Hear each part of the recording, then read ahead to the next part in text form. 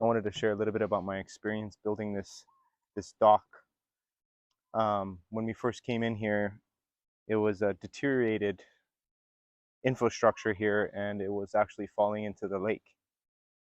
So what we had to do originally is remove all the old material. We were able to save the pylons that were already part of the previous design, which was nice. We actually built this up to get it away from the water, because sometimes the lake rises depending upon how much rain and how high the tide is. Um, Also, we added some joist on the upper dock to provide the support needed for the Trex.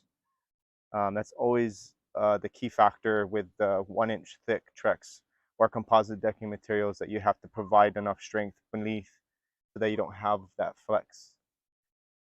This was a really fun project for us. We was able to complete it in a good time. We did have some weather that conflicted with us, but we're able to put it to work. It was a really fun project. Aloha.